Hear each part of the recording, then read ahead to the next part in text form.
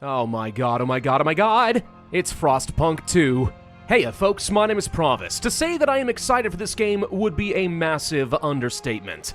I am a huge fan of Frostpunk 1. It was one of my favorite games in years, and I have been waiting a very long time for this sequel. Alas, I still have to wait a couple of months for the full release, but at least today, we get to take a look at a special beta preview for Frostpunk 2.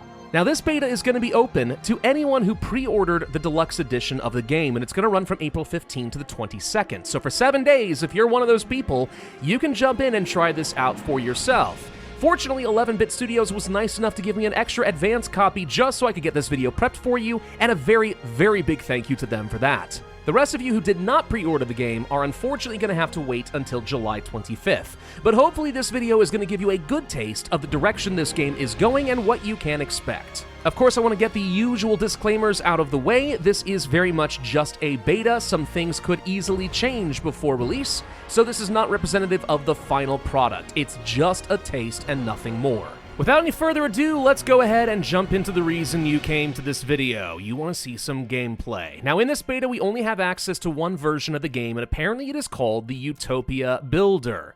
Out of an icy apocalypse and into a hopeful future, lead the city, survive, grow, expand, and prosper. Can you build a world worth living in? There is no story involved. This is just a pre-built scenario where we are trying to build up our colony, getting a food colony, fuel colony, materials colony, and also explore a lot of the Frostland. You can tell that there are going to be multiple maps available in the game, but only one is available. There are going to be different communities, but again, only one is available, etc., etc. We can't even mess with the settings.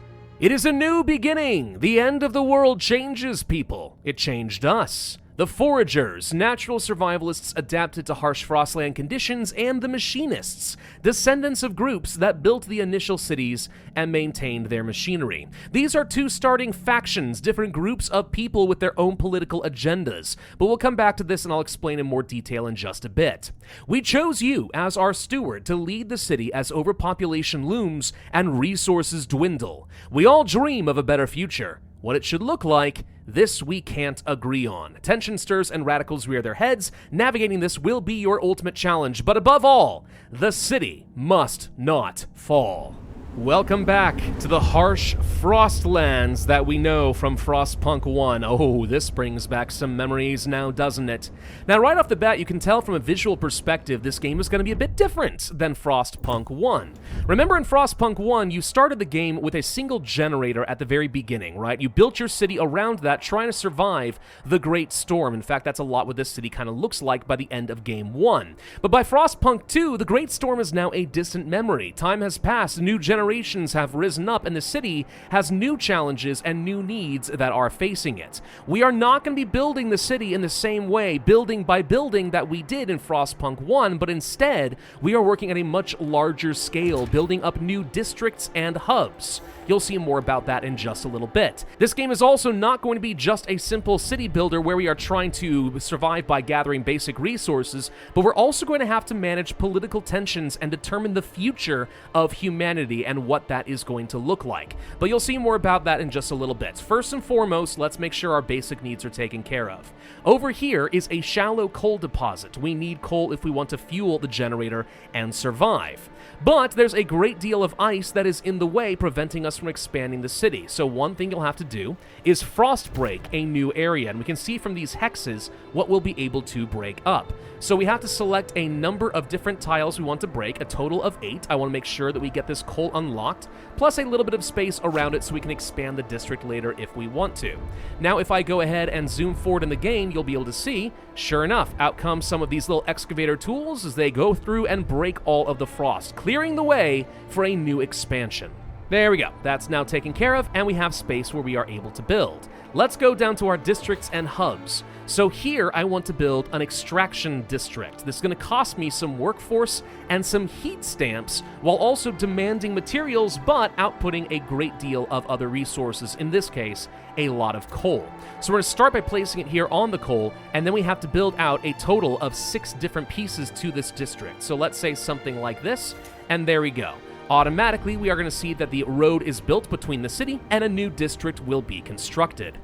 There we go. We now have coal generation beginning in our city. If we take a look here at the very top, we can see our coal resources, and right now it's telling us we are gradually stocking a surplus of coal. So at some point we'll hit our maximum threshold, but for now, we are enjoying an excess. That's great. There are other resources you'll need to worry about, of course. We have heat, which right now is at a surplus, but as the temperature drops, this is going to be putting a new strain on us. We need shelters. Not enough people are currently housed. That could get them killed. And we are currently burning through a surplus of food and materials. In the first game, you had to worry about metals and lumber. That's not the case in Frostpunk 2. Everything is kind of brought together under one material resource. But if we were to build another extraction district around these frozen forests, that would be a way of building this back up. We also have a new thing called goods. These are refined goods that are going to be demanded by your people. The standards and luxuries have changed from the first game. So you'll need to fulfill these needs or otherwise your people will be unhappy. There's also a fascinating new resource called heat stamps, created to help regulate heat usage, but it turned into a de facto currency that people were able to trade. We have an income right now of 11 heat stamps per week, and part of this is going down because we are not meeting all of the demands for goods. That's going to be a strain on our economy, and you need a lot of heat stamps for just about everything. Every construction project, every frost break, you're going to need that. Now, the most important thing that is on my mind, we already know that we are having some shelter issues, so let's go ahead and start building out some more districts.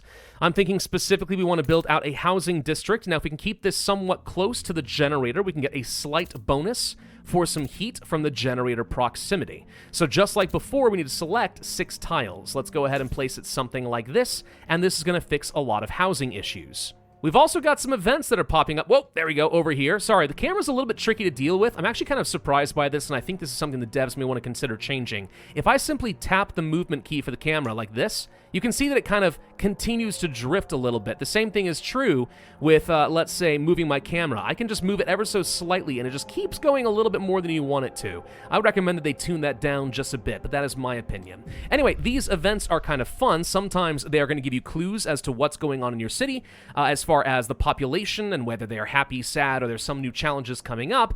Also, just sometimes, you know, either some flavor events or telling you you're going to need certain resources and what you'll need to be building towards. For example, the looming cold. This is telling us that people need a roof over our heads, hence why I am building all of our housing. Now up here at the top, you can see that we actually can see that the cold is currently notable, extremely increased by shelter scarcity. We also have hunger, squalor, disease, and crime. These are all metrics you're going to want to track in your city. Fortunately, each of these are going to tell you what is contributing to causing a new problem in your city, so it's a little bit easier to figure out what you need to address if you want to bring these back down to an acceptable level.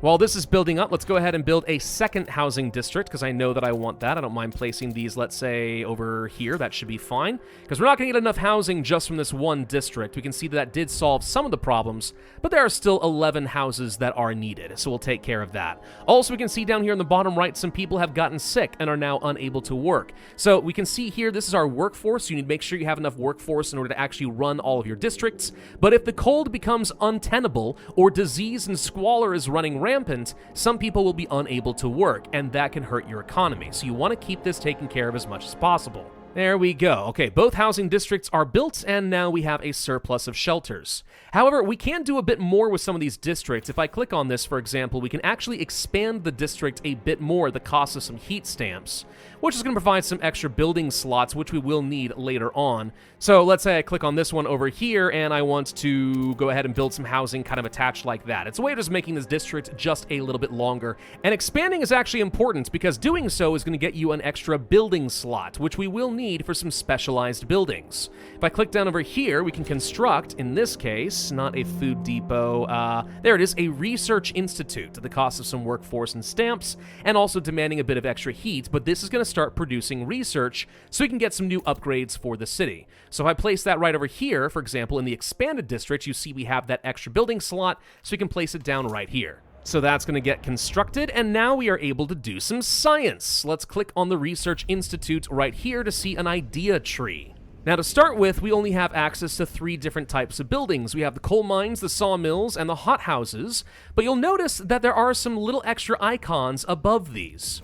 These are going to represent different ideas held by the different factions living within your city. Selecting their idea is going to have different impacts on your city and also make that particular faction happy. You're going to have to manage politics while also trying to optimize various different benefits. So for example, the Foragers, which currently have 51% of the city calling that their faction, they'd like us to go for a dust coal mine where we are going to suck up and compress any residual coal dust into briquettes. That gets me a bit of extra coal output, slightly increases the risk of disease, and demands 20 materials.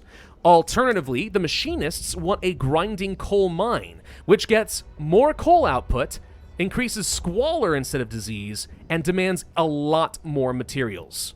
Now, I don't want to drain up all my materials, so in this case, I actually think that maybe going for the Foragers is a good call. So we're going to spend some heat stamps and start developing this idea.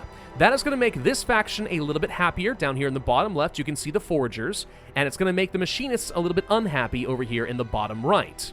We're going to run into this conundrum with pretty much every technology that we are capable of developing, and more factions are going to appear throughout the game with their own ideas and demands. So you're going to have to balance quite a lot. While we are waiting for that to develop, let's go ahead and start frost breaking out a bit of extra land. I want to start producing some materials. We'll go ahead and build out something kind of like this, I guess. That'll be fine, so let's frost break that. I do see this frozen forest. I do want to get myself an extraction zone, so we're going to go ahead and build up another one of those districts, since I'm currently spending all of those. And what I should be able to do is actually build this out like this and hit 2 different nodes. I assume that that is an okay thing to do and is not going to come back to bite me in some way. What else could I want to do? There is some fertile ground over here for food. There's also some iron ore. That's going to be worth an absolute ton of materials, so we're going to want all of that. Right now, goods are primarily my big issue. We are stockpiling a decent surplus of materials. Can we go ahead and get an industrial district built up? This demands some materials, but provides the goods that I'm looking for. Sure, and if we build it close to another one of these districts, we actually reduce the amount of workforce that is going to be necessary in order to operate it, which I think sounds pretty good. However, you can see that now we are spending our coal instead of stockpiling it, so we are creating some new challenges. We have to balance all of these resources. The addition of the new coal mine will make this easier. If I do an expansion over here, we can get ourselves a building slot, which is a good idea. Got it. Dust coal mine has been researched. Okay. So let's go back over here to construct some specialized buildings and place this coal mine right over here. This is going to boost up my coal production dramatically. Now, in an emergency situation, you have a few options on these districts, right? So if we were to click on this coal district, for example, we can see that we could enact some emergency shifts. This is going to boost up our efficiency for a time, but trust in the city is going to fall as a result. We could also do half shifts, reducing the workforce requirement, which is good if we are low on people, but we're going to get a lot less resources as a result. There are a slew of other ways that we can improve and upgrade our city, though, not least of which is going to be new social laws. So if we want to go over here to our central area, we can build up a council hall in the primary city. I'm going to set up a new seat of government for my people to express their needs. I'm also going back to the research, and maybe it would be worth trying to get an upgrade for our sawmills. Lots of heat demand is not great, but I do want as much material as possible, so let's go ahead and develop an idea on behalf of the Machinists. Also, gotta continue doing some more frost breaking. I know that I want to work my way up over here toward the food, so let's go ahead and do that. Be wary, though, we are running lower on heat stamps. This is going to be a major bottleneck for you. The council is gathering for the first time. People cheer as the gates of the council open. It feels like a piece of the world lost to the frost has been regained. The people are hopeful to have their voices heard. While the Machinists and Forgers clash about our survival strategy, neither has a firm stance on economic or social issues. However, and many in their ranks do, though they keep to the shadows, for now. So, we need a majority of delegates in order to pass any changes in our cities, and there are several different types of laws that we can consider. We have survival, economy, and society laws available to us. It's a simple majority vote. We have 100 people on our council. If we can get 51 to support any measure, it will pass. So, for example, we could go to childhood and say that we want to pass either family apprenticeship or mandatory schooling, right? Or maybe I want to go to basic necessities, and we will try to boost up our heat stamp production. That doesn't seem like a bad idea. We can have paid essentials. In order to foster responsibility and reward work, citizens will be charged a small fee in exchange for essentials. This boosts up my economy a little bit, and resource production efficiency is slightly increased. Very good for us. Or free essentials, right? And that would just mean that trust rises. Depending on the situation in our city, that could be good for us. Also note, there's something else over here we'll come back to, but this is a small step towards either merit or equality. Two different axes as far as how we can build up our city and determine its future.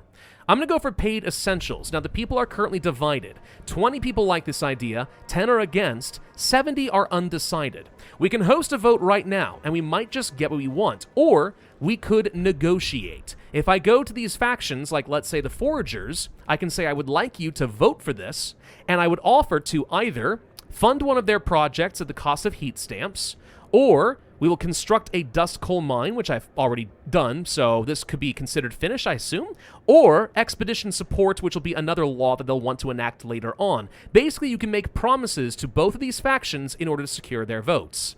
As far as I'm concerned, I've already done this. I have an extraction district with a coal deposit. I think this is just a freebie, but you can see this would give me the simple majority I'm looking for. So I agree to your terms. Let's host a vote. 59 are voting for, you can see that by all of the lit lanterns, and a handful others are voting as well. 77 are for this and 23 against. The law has passed. Good. Now I'm a little confused on this one. Build a dust coal mine, I already did. If I turn it off and then enable it, will that count? No? Can I delete it and rebuild it, or is that stupid? Maybe they want another one. Oh, yeah, actually, that's exactly what they want. They want another one. All right, well, we will come back to that and build a second one of these mines later on. For now, I'm happy with what we've got. And here comes some events. There are going to be a lot of these to give us a bit of flavor and kind of allude to various different laws that we may want to pass. For example, a street urchin who's in for a lot of trouble, right? Because we have no laws that are currently regulating childhood and what people should be doing with their time. So it's creating some social problems. Anyway, let's go ahead and get ourselves another district. I need a food district like this one over here. That would be great. I think I may also want to consider expanding this housing district. I don't know if I can get myself a second research institute. I actually haven't tried that. Maybe we can. New laws available. We do apparently have a fourth category for laws here, but there's nothing for me to do with this. This has to do with captain's authority.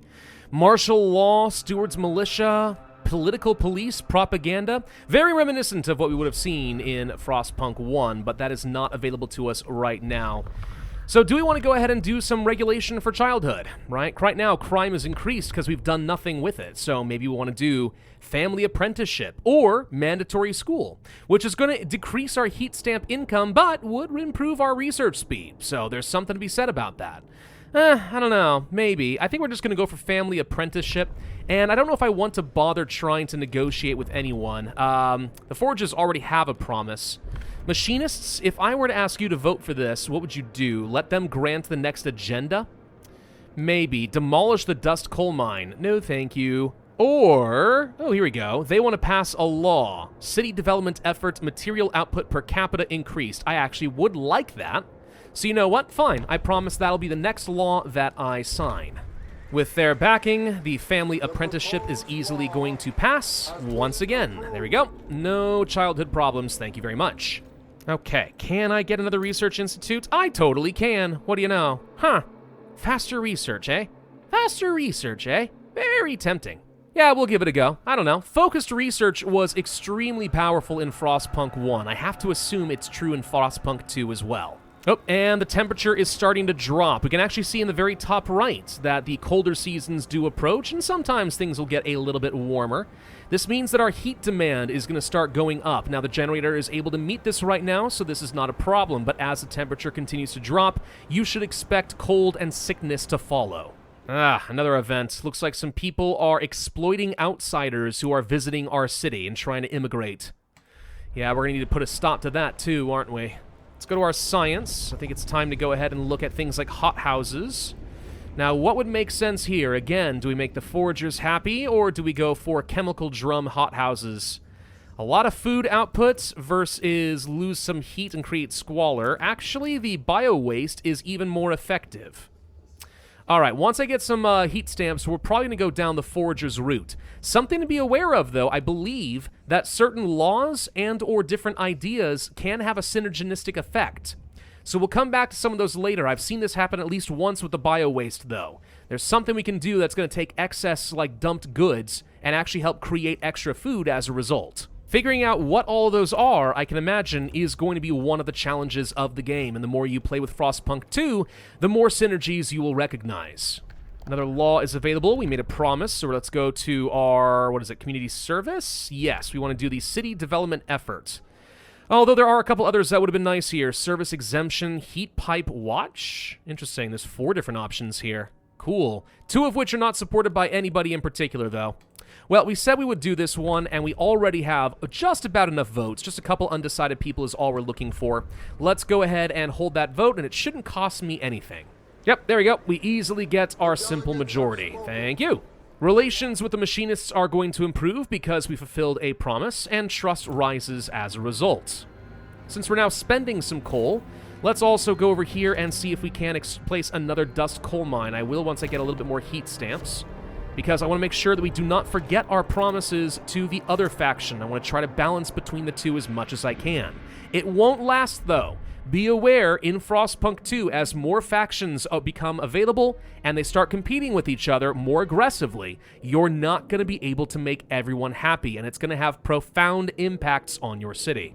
It's fine, though. Aside from food, we're actually stockpiling a bunch of different resources right now. This is a good place for us to be. Hunger is now growing to a concerning level. Yep, it is notable. That is why I want to place down the hothouse. Almost have this researched. I didn't even check to see just how much faster we can research with these. I think it was 15%, right? Is that what it is? I don't know, but it says that every institute is going to improve research speed. I believe it was 15%. Anyway, the hothouses are now done. Perfect. So we want to go over here and once again construct something new. Bio-waste drum hothouse. Thank you. Boost my food production, please and thank you. There we go. All right, we are now stockpiling across the board. The temperature's about to drop, and that is an issue. Squalor and disease is starting to become a minor problem, but we're getting there. The next big goal for us is actually to move beyond the immediacy of the Windswept Peaks and start looking to the Frostland as a whole. This map is absolutely huge, and there is a lot that we need to explore. To do that, we need to get to one of these old way stations. I believe that there are 3 of them on this particular map.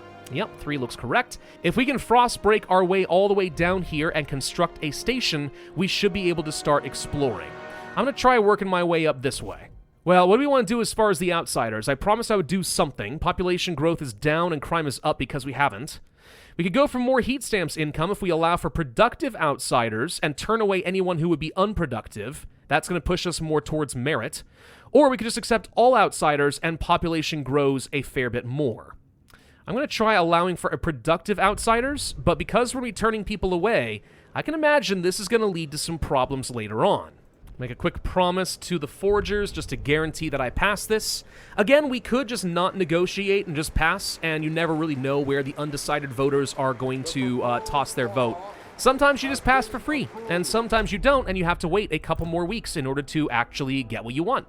Anyway, what else would I like to do? Let's see. We could go for some logistics bays a little early. We could go for worker shifts and try to pass some rights there.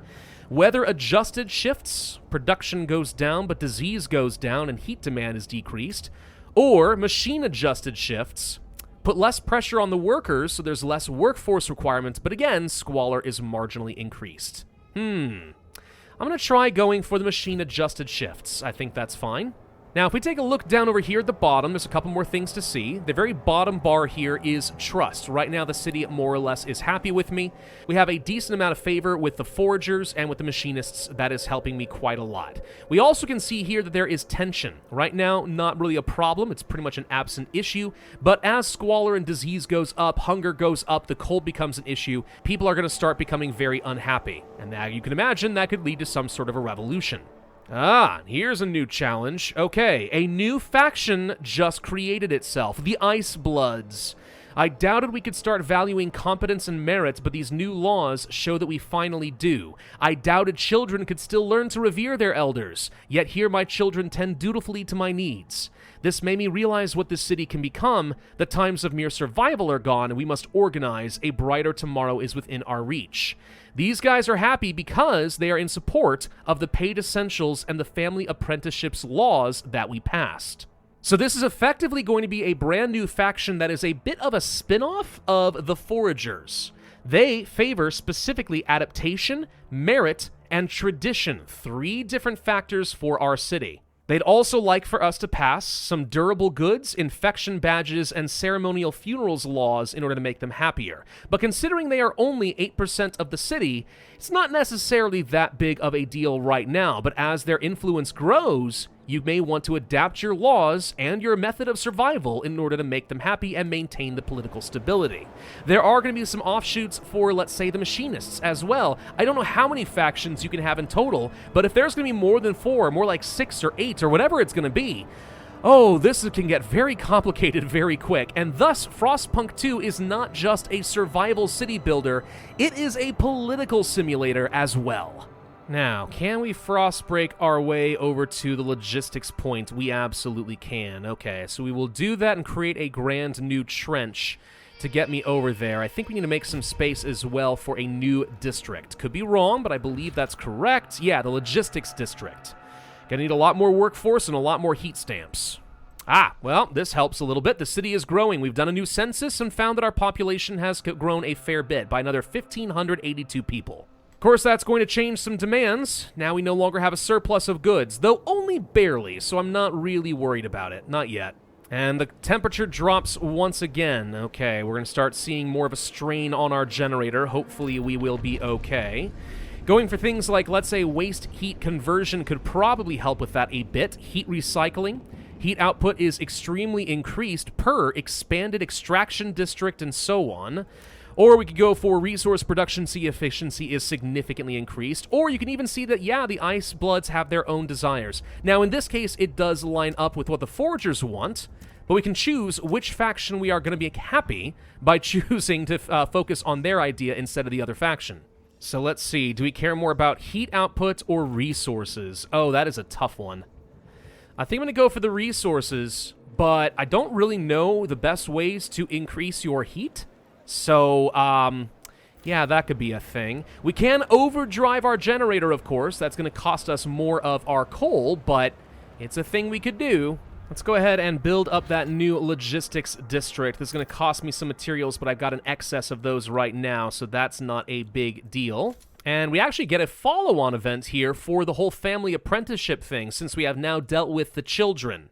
Believe it or not, this can be a multi-stage process. I already know that the story here of Sue Miller will continue to develop based on different laws that we've chosen. So that's a pretty interesting fact about Frostpunk 2. There's a lot of variation depending on the choices you've made within your city. Now, as we continue researching various different ways of upgrading the cities, we're going to have to start getting into some more advanced technologies and resources. For example, the advanced coal mines can lead to a deep shaft coal mine or a blasting coal mine, but both of which are going to require 25 steam cores. You guys might remember these from Frostpunk 1. These are not something we are currently able to build ourselves. It is something that we are going to have to discover as we explore the world. Speaking of which, let's go ahead and take a look at the world. So now we built up that logistics center, we actually can look around and visit various different locations. Just around the riverbend could indicate that there is going to be an underground resource like oil or gas. We do need a more permanent heating resource available for us, so let's go ahead and launch an expedition into this valley. This is going to require 10 Frostland teams in order to chart out this expedition. And overall, I think we are producing a total of, 10 Frostland teams. So that is the most that we are able to do. If I were to pass some laws or expand out our logistics districts, we should be able to get more teams, which means faster exploration, which means colonizing new resources. And ultimately, that is the goal of this scenario. Find a food colony, a fuel colony, a materials colony, and then also explore as much of the Frostland as we can. Going to logistics bays would be another way of getting some additional teams. So, yeah, the Vanguard Logistics Bay, the Automated Bay, changes how much workforce you need, but gets you more of those teams' outputs. Could also go to Filtration Towers, try to significantly decrease squalor, or, yeah, that could be kind of helpful for us. What's a new work model supposed to be? Oh, wait, hang on, it's something only the Icebloods are willing to portray for us. Apex Workers, the harsh world has no place for weakness. Resource production is increased, heat demand is decreased. Huh. I mean, yeah, that seems pretty good. There are other technologies that I don't get to touch. Geothermal plants, for example, would boost our steam, but right now that is not available. I do believe at some point there's supposed to be things like oil in the game, correct? This is starting to head in more of a slightly diesel-punk direction. Might be wrong on that, but I believe that's true. Here we go. Separated families. Yeah, this is kind of like one of those follow-on events, depending on the laws you pass. The fact that we did not allow unproductive people into the city is now separating families, which is making people kind of upset. We can make the Icebloods happy and stick to our guns, or we can accept that the percentage of active workers in the population will be a little bit less efficient and kind of reduce our bonus from this particular law. I don't like separating families. We'll do this and antagonize the Icebloods in the process, I am sure. But it does seem like the most humane thing I can do, right? Yup. And hang on, that's a new faction. Okay, the Technocrats just formed as an opposition group to the Icebloods. They value progress, equality, and reason above all else. Okay, and they would like mass-produced goods, accepting all outsiders, which I'm not doing, and mandatory schooling for children. Now, one thing that is interesting between these different factions is some of them do have special abilities. So if I were to go to, let's say, the Technocrats over here, we can make them promises. We could fund their projects at the cost of heat stamps to get relations. We can make them promises, grant them the agenda for the next vote, and so on. But also, as long as they like us, we could do other things like, let's say, ask them to assist our researchers to get 30% more research speed, at least for a time. That could obviously be kind of huge. The Icebloods could do a hunting trip, which would boost up our food production. And then the machinists and the forgers, they're pretty basic. All you can do is just ask them for money, which does worsen your relations. So sometimes it's worth building them up just so you can extract a bit of extra currency out of them. Uh-oh. And we're discovering an old enemy is returning. That is to say, the extreme cold. It was only a matter of time. Meteorologists are clear there is a familiar drop in air pressure at high altitudes. A whiteout is coming. This may not be as bad as, let's say, the Great Storm from Frostpunk 1, but it does mean that periodically we are going to get hit by an extremely cold storm, and if we are not ready, it's going to cause massive disruptions to our city. We just finished up one of our expeditions. Let's go ahead and see what we've discovered here. Looks like there's a couple different directions we can go. Oil-treated sledges. We stumbled across an abandoned caravan of sledges long since picked clean. Closer inspection revealed wood that has been treated with oil. A crude but effective method of waterproofing. Frozen tracks suggest it came from the northwest.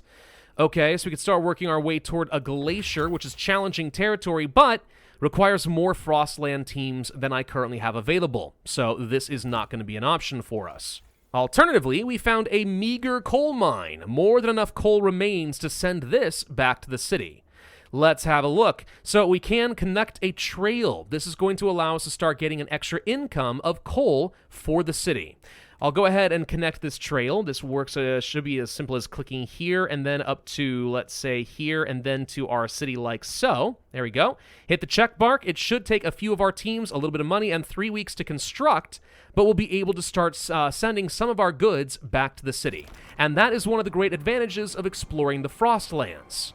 Whoa, and something just happened over here. What is this? Oh, okay, we apparently have just finished extracting everything in this district. So buildings are no longer working over here. Right, well, that's a problem. Well, we could just demolish the district, and if there's nothing left here, I don't really see any reason not to do that for now. Unless there's some technology that would allow us to get some extra value out of, let's say, the woodworks? No, I don't see anything that would allow us to regenerate that. Okay, so I'm going to assume that we can just go ahead and safely get rid of this and get some heat stamps back. Okay, we have our trail. Let's construct the meager coal mine. The outpost is now under construction. There we go, and you can see the direction they're going to go. And this map is absolutely huge, just FYI. Like, there is so much to explore in this game. Oh, man. Starting to run low on housing. Let's just go ahead and build this up since our population appears to be growing. Oh, it's going to get real cold very soon. We're already at minus 40 degrees Celsius. Oh, but here's something interesting. So the technocrats are now rallying to build up support. This will happen periodically with factions as they try to persuade more people to join their particular cause. So we can show some support for them in some way, built upon either reason, equality, or progress, the things that they care about, and if any of these already line up with something you want to do, it might be worth making the promise. One thing that would be very helpful is to see something in the tooltip that actually tells me what each of these does, because I don't really know what I'm promising exactly. I guess I could research all due maintenance? Sure, maybe, okay.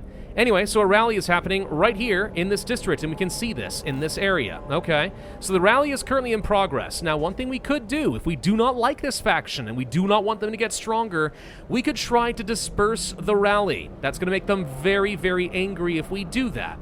But we can see up over here, we also have another resource called Guard Surplus. If you have enough guards, you can disperse the rally. There will also, if you're really antagonizing people, be riots to worry about, which means having a lot of guards available to disperse them could be actually crucial for your survival. I'm kind of anticipating we're going to need some more coal here pretty soon, given that, you know, there is a whiteout on the way. So let's go ahead and start working our way to another coal deposit as quick as we can. And it looks like more machinists just joined the technocrats. Yeah, I guess you could consider these to be kind of like radical factions. I suspect the machinists and the foragers are gradually going to go the way of the dodo in favor of the much more powerful factions. Anyway, let's go ahead and get ourselves another one of these coal districts. We still haven't spent any of our steam cores. I would like to do that and get a deep coal shaft to make sure that we have no problems here. So we will do that. There it is. Boom. Okay, that's going to take up a fair chunk of workforce, but our coal needs are non-existent now. We are going to be fine for a while. So hopefully we can turn the generator to overdrive if needed when the whiteout does occur, which is very, very soon, by the way. Oh, and by the way, remember how I said that sometimes you're going to have synergies? This is an example right here. Because I have the bio-waste drum hothouse and I just passed a law about foraged additives for our food, the two work together and we get more food as a result. Oh, and if we look at the new work model, we actually can see another option here for the technocrats, machine attendants. Interesting. Workforce requirement is decreased. Huh. I'm mostly concerned with heat.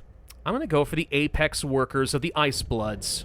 This apparently is going to antagonize people, by the way. Oh. Okay, this might be considered to be kind of an extreme law. I'm going to allow the tension to increase, but research speed will be decreased for a time, which is going to be awful. My hope was that we would be able to reduce our heat needs right around when the whiteout is going to hit, but it looks like I can't get lucky. And we've actually passed laws for every topic that we're able to at this stage of the beta. Okay, so unless we want to start revising any of our laws, this is just going to have to be good enough. I want to start exploring some additional territory, by the way. Some of this territory is harder to reach than others. The plains is easy. I guess we'll go ahead and learn about getting some food. If I could just cut my way to another one of these logistics points, that would be so very helpful for extra teams. And the storm is now hitting the city. Okay, the Frostland has become inaccessible. And heat is now a major concern. The good news is, it looks like we still have a surplus. I don't know what the maximum capability of the generator is, but it looks like it's a direct contribution for our coal. 1-to-1 here. Wow, okay. If I were to turn on overdrive, boost our heat production, but I don't need the surplus. I was hoping that maybe it was going to reduce my coal usage, but that wouldn't have made any sense. Yeah, we're now burning through our coal stockpile extremely quickly. Like, really quickly. Oh, Lord. Okay, that is a problem. Overdrive. We're able to meet at least some needs, but not enough. Wow. Okay, when they say that the whiteout is bad, they are not freaking kidding. We have an extreme policy on the agenda. We need to have the apex workers to reduce our heat demand. Who can I negotiate with? Of course, the foragers. I will fund one of your projects. I've got 0 objections. This should just barely be enough. If I can get one independent vote, we should be able to get this. Actually, I think 51 is technically all we need. It's just a simple majority. We got only a couple. There we go. We barely passed an extreme law. All right, that helps a little bit with heat. It's not a lot, though, and we have another couple of days to deal with this whiteout. Ah! Why is this district not even working? Disable, lack of required deposit. Oh, no! Did we actually... Did we actually use up all of the coal in this region? Oh, I think we might have. Crap. Well, that would explain a bit. Hold on. We're going to do an emergency shift to get some extra coal, plus we are going to expand our coal extraction district so I can get myself some more of the coal production. I need that to boost up. That's a little bit more heat. There we go. Place another one of those dust coal mines since I don't have any steam cores to work with, and that's a little bit more heat. Okay. Some people are cold, but this could be a lot worse. Is there really nothing left here? And we also have a complete lack of a food deposit here, too. Uh-oh. Hold the phone. What does this mean exactly? Does this mean that is this just because of the storm, or do we literally not have those resources anymore? I'm not sure if there is a map overlay that actually shows the individual deposits. I'd like to see that because, like, I can find, for example, these frozen forests over here, but I don't see a pop-up for coal. That's probably because it's gone. But I can't even see the coal over here that I had either. So once I place something down, I actually can't find resources as easily as I'd like to. I guess if I do the frost breaking, we can see if there's anything left. No, that's just resources we haven't unlocked. So, for example, the materials over in this direction. Right, there's iron ore over here, so no, it's actually not showing things that are already exposed. Yeah, that's something I would like to see. Maybe it already exists and I'm just missing it. That is entirely possible. Minus 100 degrees Celsius.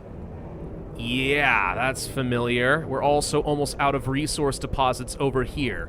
Now, because this is one of those special betas that only lasts for 300 weeks before it automatically ends, it's entirely possible that this is just a special map designed where you can survive for maybe 300 weeks, but then you're definitely gonna die because it's almost impossible to survive. That is something that maybe the developers have done here on purpose to give you that taste of kind of hopeless struggle that we are used to from Frostpunk. That storm was awful, and that evoked some visceral memories that I've got from this game. Oh, I am excited. Alright, the whiteout has passed. It's only a matter of time before another hits us, and you better believe... Oh, yep, there it is. It's on the horizon already. In fact, I'll bet you around 300 weeks. Yep, almost 300. It's gonna kill you. It is 100% going to kill you. Okay, that's good. For frick's sake, let's try expanding some logistics districts and see if I can find anything else out in the world. We should be producing a bit of coal. If I wanted to get back out over here, we could send our teams to try and reactivate the coal mine. I've only got 10 people to work with. The plains are too dangerous to explore because the whiteout just blocked these off. Oh, I didn't even realize that could happen. Hold on. So if I speed up, yeah, we can watch the storm pass. Oh, that's cool! Oh, frick, we should turn off the overdrive for the generator. Ha! Yeah, that could have exploded and been terrible for us. Oh, man. And 210 people just died during an emergency shift. I guess we should probably turn this off, huh? It's fine, though. Now we're stockpiling a little bit more coal. Oh, no. And also, we found a plane expedition. All right, let's have a look. It looks like there's going to be some food around here. We're going to have to harvest this area. Again, spending a small number of workers in order to start getting a small increase in our food. Sure. Then we'll also launch to these plains and see if we can find even more. Oh, there's food over here! I didn't even notice there was an option for another food district. Build that, please. I need food. Oh my god, give me food. I've got a stockpile of 30,000 coal to work with right now. There might be some ways of boosting this up a little bit more. Vanguard Logistics Bay. Oh, we haven't had one of these yet. That's even more people to go work. That could be good. We also haven't looked at hubs. This is a thing we could do. This is air transport, which is going to, I believe, reduce the amount of workforce necessary to work various different jobs. It only takes up one tile. So if I place one like right here, for example, this reduces workforce by like 100 in a couple of places. And then you place one like, let's say, up over here, that reduces it by another couple hundred and so on. So this is something we hadn't looked at yet, and I'll bet you there are plenty more hubs that will be available when the game hits. But this will help you save your manpower just a bit. And the technocrats are now protesting because they hate the Apex workers. Too bad. We're going to come over here and we're going to see... Ah, no! Stop! People are scared because I embraced Apex workers to its fullest extent. I'm sorry I'm a radical, all right? I believe in the cause. No, seriously. We could try to quell this protests if I had more guards, but I don't. So instead, we're going to have to try to negotiate our way out of this. What am I going to do? Repeal the allow outsiders. Select outsiders. They want equality. Very well, I accept. Now please disband your riot. I need my goods production. Also, we've explored another area. I will go ahead and take some fish. This will take a few more teams, but get me a lot more food stockpile, so that's going to be great. I'm not going to be able to worry about any more exploration at this point. We are almost done with the game. I have fulfilled my obligation to the technocrats, so the trust rises once again, and they should disband their protest. Good, okay. Gonna get some more housing before the cold hits. Gonna try to boost up our food production. We are now stockpiling. We're full on coal. I can't do any better with the 30,000 I've got right now. Negotiated with opponents. How did the steward give in to these nut jobs? So all it takes is to shout long enough and loud enough and you'll get your way. We should do that too. The Ice Bloods have grown more radical and their fervor increases. Caving to opposition increases Ice Blood's fervor. Oh, because I did something to make the technocrats happy with their protest, the Ice Bloods are extremely angry. Oh, great.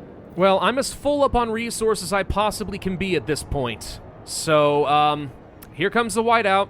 There's not much for me to do. Here's hoping. And actually, my coal mine over here just depleted as well. We have drained everything we can locally. Oh, no. Wait, what do you mean my stockpile just went from 30,000 down to 0? Uh-oh. All right, everyone's about to die. Tension is rising extremely quickly. The cold is definitely killing so many of my people.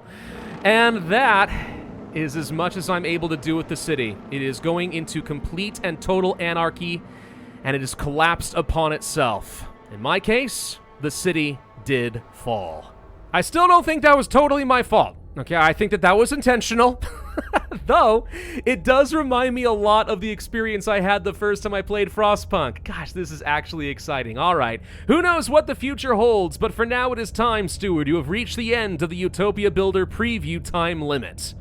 Wow. Well, again, a really big thank you to 11-Bit Studios for letting me have early access to this preview beta. I'm very, very excited. Frostpunk 2 is looking quite different from Frostpunk 1, and I think some people are going to love that and some people are not. But I think if you go into it with the right expectations, you know what to expect, and you understand that this is the next chapter in the story of the people from the original game, right? This is not just a reskin. This is an actual evolution of the original Frostpunk concept. I think Frostpunk 2 is shaping out to be very, very interesting and certainly challenging. I'm looking forward to July 25th when the game does fully release, and you better believe I'll be here on the channel playing the heck out of it. Thank you all for watching. I hope you enjoyed this video and found it helpful. If so, I would ask that you hit that like button, leave a comment showing your support, subscribe for my future content, and I will see you guys next time.